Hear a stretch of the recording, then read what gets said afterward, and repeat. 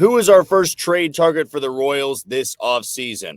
Find out next in this edition of Locked On Royals.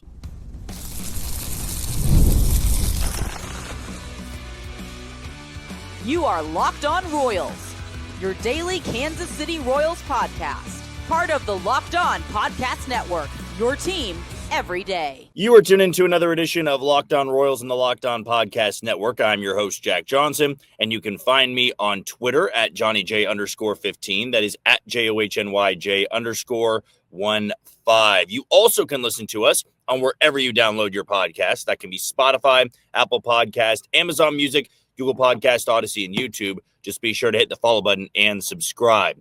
For you first-time listeners wondering how this channel works, even during the off-season, we bring you episodes Monday through Friday, 30-minute episodes in length. And then during the season, we do the exact same thing. But you get the Locked On Royals postcast, which is hosted by Chance Lebo, and he goes live for about 15 to 20 minutes after each and every game.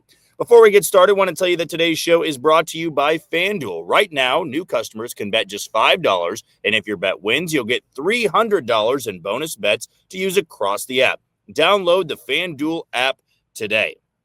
If you've been listening all week long, you would have heard us go over a few free agent targets, and don't get me wrong, they're not the perfect fits. They're not even the best players, maybe even top 5 players that I'd have on my list. But when you start this early into the offseason while postseason ball is still going on, we're not going to get to the top trade targets or the free agent targets until a little bit later on in this offseason, really because we'll get a better grasp as to what the Royals are looking for and who would really be available. But I do want to credit some of our listeners and followers for bringing this player up in, maybe not suggesting that I do an episode on him, but being brought up enough where I thought it would be a good idea to go over the likelihood of the Royals targeting this specific player in a trade.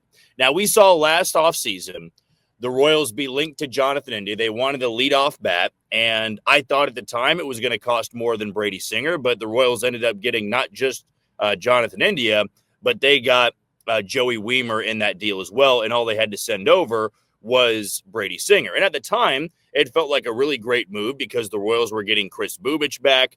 They were going to be having him in the starting rotation. I should probably say having him back in the rotation because he was healthy and fully available going into the offseason. But they make that move. They replace Singer with Bubic, and then toward the end of the year, you saw that Jonathan India wasn't even playing every day, and the Royals had a lack of depth really around the trade deadline, which is why they went out there and got Ryan Bergert and Stephen Kolek and Bailey Falter. So now you approach this offseason, coming off the year that Jonathan India had. You still want to have more prolific bats in the lineup, but where do you turn to? Do you turn toward free agency or do you turn toward the trade route? And listening to J.J. Picoult's end of the season press conference, I got the growing sense that he was going to go the trade route. That seems to always be the priority over maybe spending money on a free agent that might be coming off a great year, might be looking for a bounce back. In the trade route, yes, you are going to have to be giving up talent, but you could be getting a legitimate piece that you have for multiple years of control and you're not overspending for. So this guy that I've always felt would be a perfect fit for the Royals, but I would imagine the price would be pretty high, is Brendan Donovan of the St. Louis Cardinals.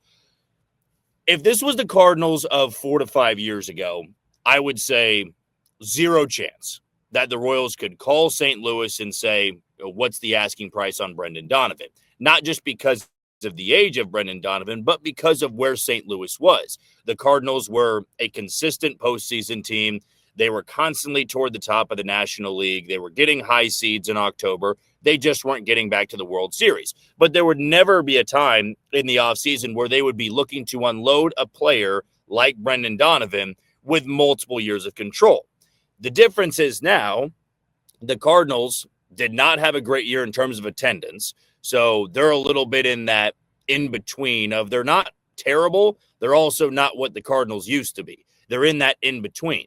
And they're going to have to unload a couple of the players that they've had for a long time this offseason. At least that's my belief. I do feel this will be not a culture shift, but I feel this will be some sort of a shift going into November and December and January. The Cardinals need to identify who they really are.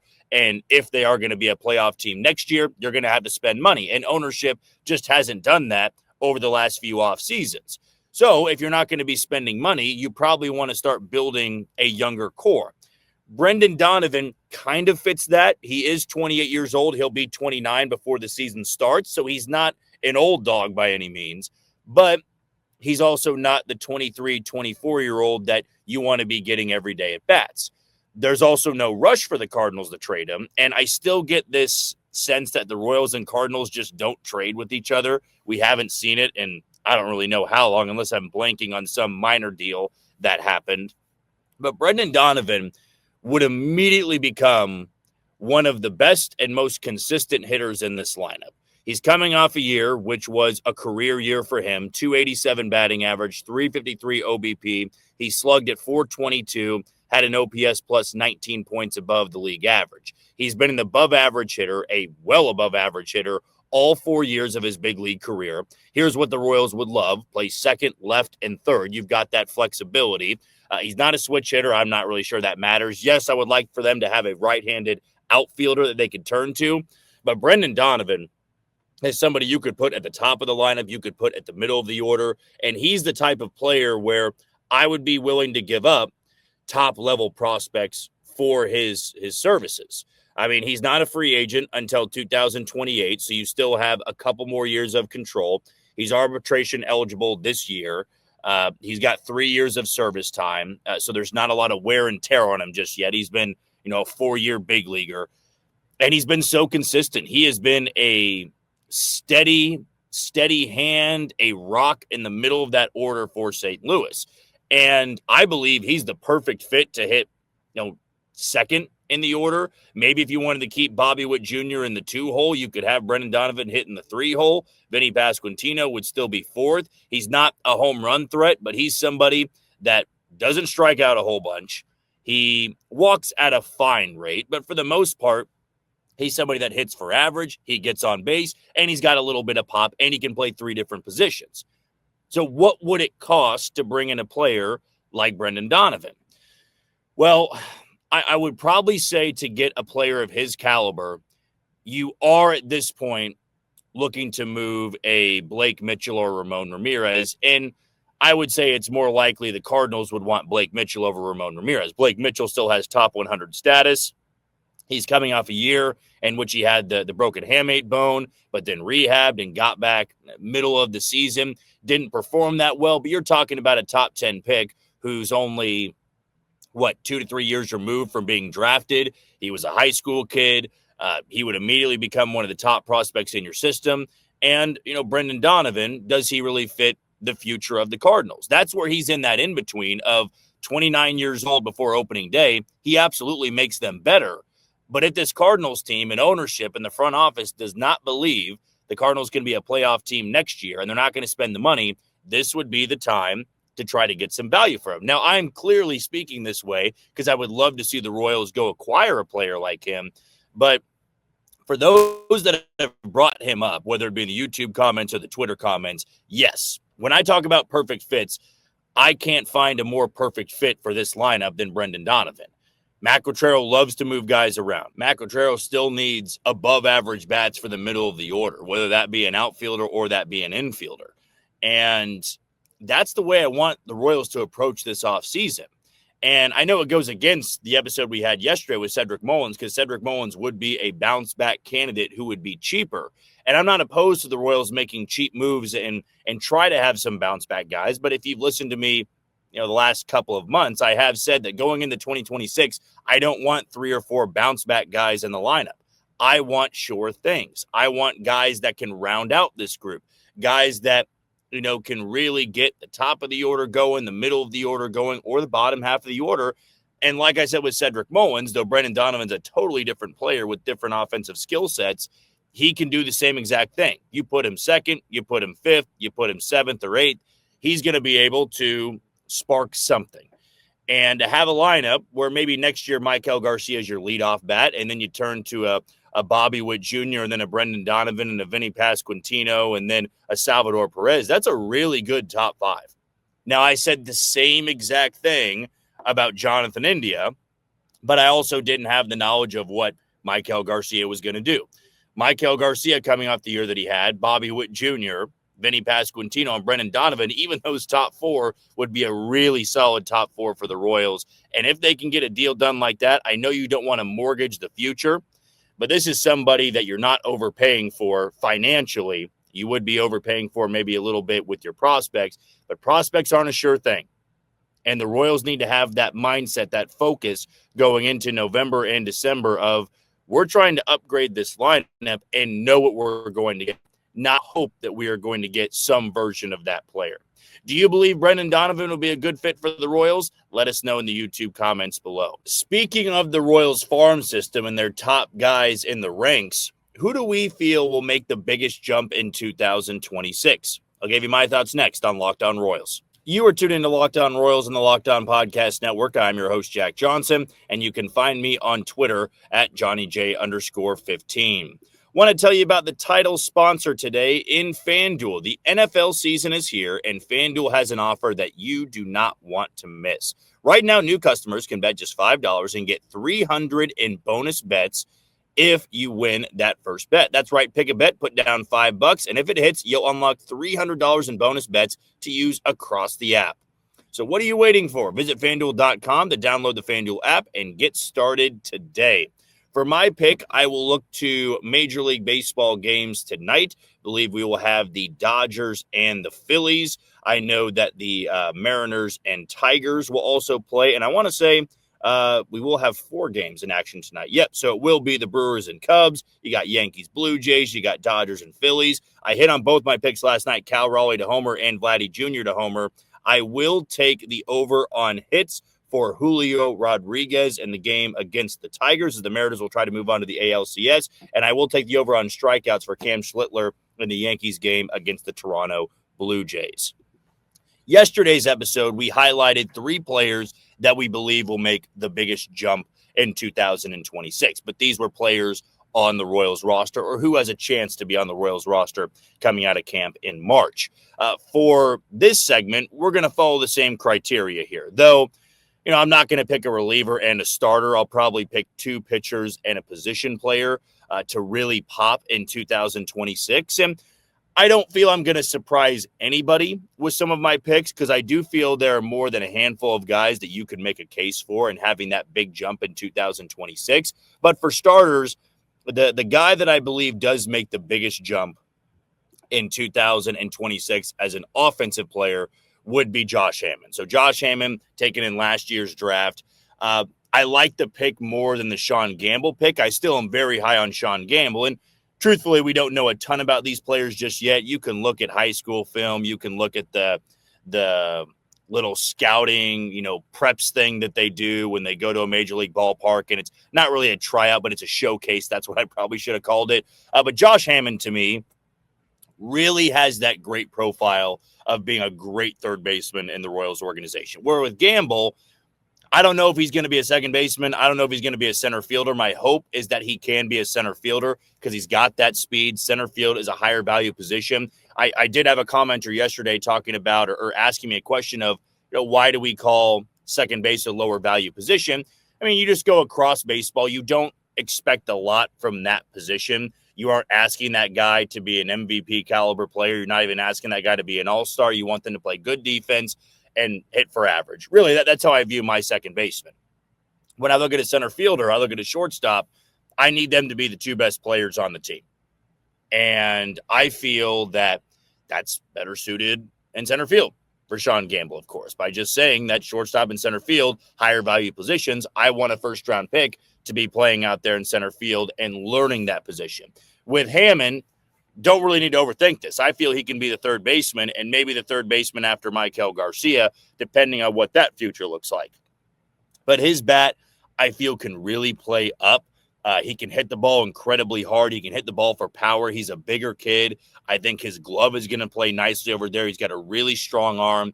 And I know a lot of scouts raved about him when the Royals took him. And to get those 2 guys back-to-back, basically, that was a huge hit for, or 2 hits, I should say, for the Royals front office. So I feel at the early levels, of his professional career, he's not going to struggle too much. Where I always want to evaluate these guys and if they can make that second big jump or that third big jump is Double A.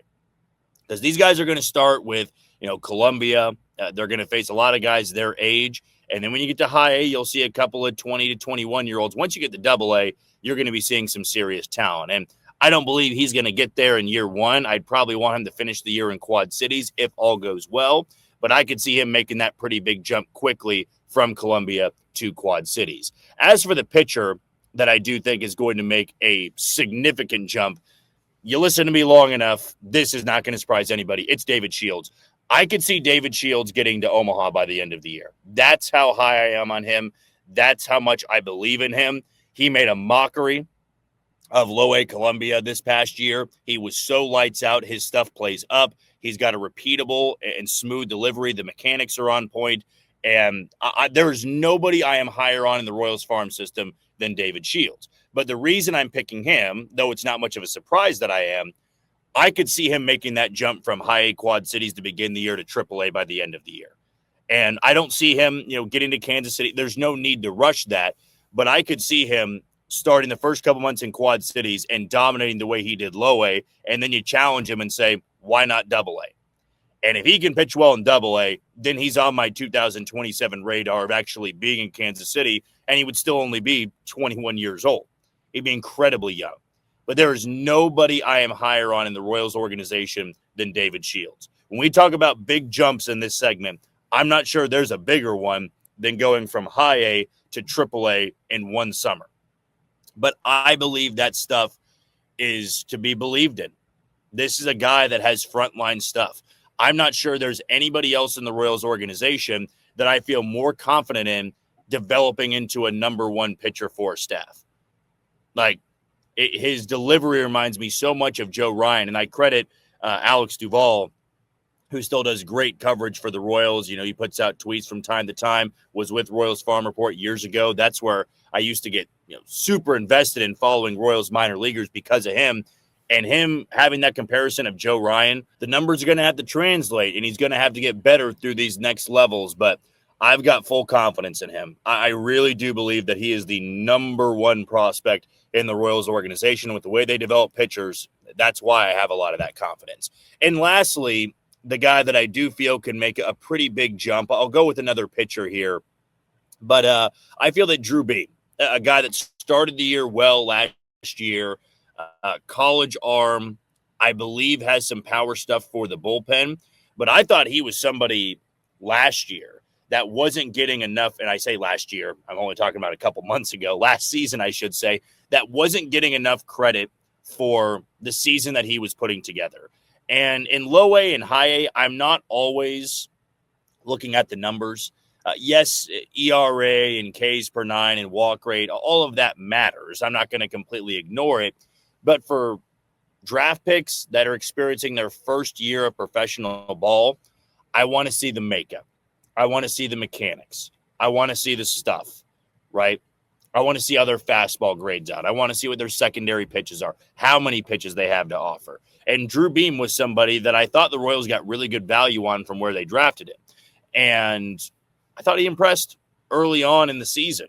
And he was lights out early on in the year. Then he regressed a little bit, but as one does in their first year of professional ball, unless your name is David Shields, this just feels like a guy, though, that by the end of 2026, we are talking about as a legitimate prospect in this system. And I'm sure that this offseason, if the Royals are engaged in trade talks, people are going to be asking about him. He's got that good of stuff. And with the way the Royals have been constantly churning out pitching talent, those other organizations are going to look at these guys, wonder why the Royals liked him coming out of the draft, and want to bring that player to their organization. Now, you have to continue to develop that player, but the Royals have almost transformed themselves a little bit into what Tampa Bay and Cleveland have been for so many years of, man, they like that guy. I wonder why they like that guy. Therefore, I want that player. And for Drew Beam, he's one of many in the Royals farm system that I believe are going to be on a lot of people's radar, not just in Kansas City, around the league. So Drew Beam is one of those guys I've got high expectations for. Certainly have high expectations for David Shields. And then my hitter, I'm going to go with Josh Hammond, a third baseman who can have tremendous power. Give him a year or two, and we'll really be talking a lot more about Josh Hammond. Who do you think is going to make the biggest jump in the Royals farm system in 2026? Let us know in the YouTube comments below. For our last segment, I want to talk about power for this lineup. And what I saw last night in the Yankees and Blue Jays game, it's important. Yes, the Royals need to hit for average. They need to get on base. But power, even in Kauffman Stadium, is important to constructing a winner in the American League side. I'll tell you why next on Locked On Royals. You are tuned into Locked On Royals and the Locked On Podcast Network. I'm your host, Jack Johnson, and you can listen to us on wherever you download your podcast. Our final sponsor we want to tell you about is Rugiet. What do you get when you have a bald eagle standing on top of a silverback gorilla riding a T-Rex? Confidence, pure confidence. If you're looking for something beyond the usual pill, it's time to meet Rugiet Go Long. That's exactly where Rugiet Long comes in, or Go Long, I should say, comes in. This isn't just another ED pill. It's a total game changer for confidence. Ready to level up your confidence in the bedroom? Head to Rugiet.com. That's Rugiet.com and use promo code LOCKEDONMLB for 15% off your first order. That's Rugiet.com with promo code LOCKEDONMLB. Make sure to use our code so they know that we sent you. I had sand volleyball last night. I don't know if you guys participate in that, but I play beer league softball. I play beer league sand volleyball. And as I'm playing sand volleyball last night, I had the chance after the game to, catch the comeback of the Yankees and the Blue Jays. And I was rooting for a Blue Jays sweep. The Yankees had an extraordinary comeback. And Aaron Judge, who's been so phenomenal in the postseason, he's gotten criticism for not showing up in the postseason. He's hitting like over 500. He's got the game-tying 3-run home run last night. Jazz Chisholm, who I know how all Royals fans feel about him, he blasts one for a go-ahead home run late in the game. And there's a couple different ways you can look at this. Number one, people that don't like the Yankees will say, well, they're playing in a bandbox, right? They had so many home runs and they've got so many power hitters, but all they got to do is hit a pop-up to right field and it's going to be a home run. Well, I can tell you with confidence that Aaron Judge and Jazz Chisholm didn't have cheapies last night. Those balls were tagged and would have been home runs pretty much everywhere. And I know for a fact at 410 feet to right field with 110 miles an hour, that's going to be a home run in every single ballpark. But as I'm watching this game, I'm watching Toronto collapse a little bit. And Toronto got out to a 6-1 lead. I thought that they were going to put away the Yankees without much of a fight. Right, I thought the Yankees were going to go quietly into the night and the Blue Jays were going to be favored, whether it was Seattle or Detroit they were facing in the ALCS. But I go to that game, and I go to what Toronto did in Game 1 and Game 2, and see all of this power, the ball leaving the yard. And it's not just Vladdy Jr. and Aaron Judge, right? We have seen Ben Rice for the Yankees, who does have power, but he leaves the yard a lot. Over the Blue Jays, I've seen Ernie Clement hit some big home runs. And to have that power, you look at a 6-1 deficit and you say all it takes is one swing with a couple of guys on and you're right back in this thing. And how often in 2025, when the Royals offense was struggling, you had to rely on 3 singles to get it done. Sometimes 4 singles to get it done. And yes, Kauffman Stadium is a large, cavernous ballpark. But we see other teams go into Kansas City and hit home runs. And this philosophy the Royals have had for years of put the ball in play. Don't strike out. We saw J.J. Picollo push back on that a little bit at the end of the season presser of, well, yeah, it's nice not to strike out, but is that the best approach, right? Because if you don't strike out, but you hit a 70-mile-an-hour ground ball to second base, who cares? It's an out. And you have less pitches to get it done if you're an opposing pitcher. So this focus, yes, needs to be working the count. It needs to be getting on base, hitting for average. Even though batting average isn't the one thing I go off of, batting average is important. I don't look at somebody hitting 285 and go, well, have you seen his sabermetric look? Have you seen the batted ball data? Have you seen how hard he hits it? If he hits 285 and he's hitting 7th, 8th, or 9th for my team, I'm not going to complain about it. But if the Royals are to go deep into October next year, there has to be some form of an emphasis on power. Having the ball leave the yard, You had two 30 home run guys this year, and Vinny Pasquantino and Salvador Perez. I'm not going to ask that of Salvador Perez next year. I'm going to ask that of Vinny Pasquantino. I expect Vinny Pasquantino to be a 30 home run guy next year. I want Bobby Witt Jr. to be a 30 home run guy, 30 to 31, maybe 30 to 35 home run guy. I need to see that again. 19 to 22 home runs, even if you're going to hit 290 and be a top 5 player in all of baseball, I want to see more power. Because we've seen that power, not just in 2024, but in 2023 as well. That power was there. And if that power comes back, which I have full belief that it will, now you've got a 2-hole hitter and a 3-hole hitter that can leave the yard 30 to 35 times a year. Salvador Perez, I'll ask for over 20. At some point, he's not going to have the 25 to 30 home run seasons. He's going to regress into a 15 to 20 home run guy. But I still feel he has that power. Therefore, I want to see 20-ish home runs from him next year. I get to someone like Jack Caglione. He had a ghastly rookie season, but the power's still there. I feel it's fair to ask for 15 or more from him next year. And if he's in the lineup 145 times next year, he absolutely should have more than 15 home runs. He's got 50 home run potential, but potential is a dangerous word. It's not something that we should throw around all the time. Oh, this guy could be something. Yeah, he could be. We don't know if he ever will be. The Royals have had plenty of high potential, high ceiling players that never cut it. But if Caglione even struggles next year, 15 home runs should be doable. Carter Jensen, I'm asking for the same thing. If you're in the lineup 120 to 130 times next year, I can expect more than 15 home runs from a bat like his. So there's 5 to 6 guys right there that you can count on, hopefully, for 15 or more home runs. Now it comes down to who else are you rounding out this lineup with? You got to have a home run threat if you're going to be a scary offensive lineup. I have to be able, if I'm an opposing team, I'm an opposing pitcher, I have to be cautious of 7 of your hitters. Not to say all 7 need to hit 20-plus home runs, but I look at Detroit's lineup, I look at Seattle's lineup, I look at the Blue Jays, and I look at the Yankees. There are usually about 6 to 7 guys, and I know some of you are about to comment on what I just said because it's happened before, but 6 to 7 guys of somewhat of a power threat. Somebody is going to be able to get a hold of one if I don't locate this pitch well enough. For the Royals, I would say that you had somewhat of a threat with Jonathan India, depended on the ballpark, truthfully, though. But it was Bobby Witt Jr., Vinny, Salvi, Maikel Garcia. Those were the 4 guys I went. If we're being honest, those are guys that can leave the yard. Everybody else, I guess we'll wait and see. I never felt that way about Kyle Isbell. Michael Massey had the power numbers, not so much last year.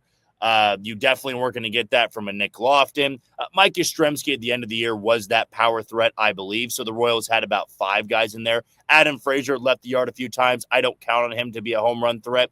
But to have 7 guys, I would say, that give you at least a thought of, I can't just groove him a pitch here. The Royals had about 4 or 5 guys in the lineup for 75% of the season that you could groove them a fastball and they weren't going to put it over the wall. Power is still important in this era of baseball.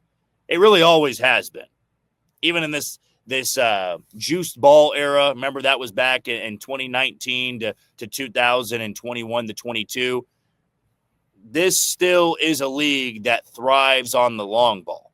And the Royals can't live in the past of 13, 14, and 15 of, well, small ball and singles and putting the ball in play. Yes, that can be valuable for a couple of guys in your lineup, but you need to have some serious threats. When the Royals would face a 6-1 deficit, even a 3-1 deficit, as they saw in the ALDS last year, I want to be able to know that one swing can change everything. Or if you're down by 4 runs, get a guy or 2 on, you leave the yard, it's the 3rd or 4th inning, now it's anybody's ball game. But this past season, you could not count on that. You could not count on a guy or 2 getting on and somebody leaving the yard. There were stretches where the offense was hot, but it wasn't a constant. I would like to see the Royals value power a little bit more than they have in previous seasons. What do you think about that thought? You let us know in the YouTube comments below. That'll do it for another edition of Locked On Royals and the Locked On Podcast Network. I have been your host, Jack Johnson. Before we say goodbye, thank you for making Locked On your first listen every day. For your second, find the all-night Locked On MLB Game Night. Every game, every night until a World Series champion is crowned. Get local analysis on a national scale and find MLB Game Night on Locked On MLB on YouTube or wherever you listen to your podcast. Tomorrow, we'll probably have another trade target for you, but also if I see something in the comments that sounds like an interesting topic, definitely let us know below this video, and I might have it in tomorrow's episode. But until tomorrow, you take it easy, Kansas City.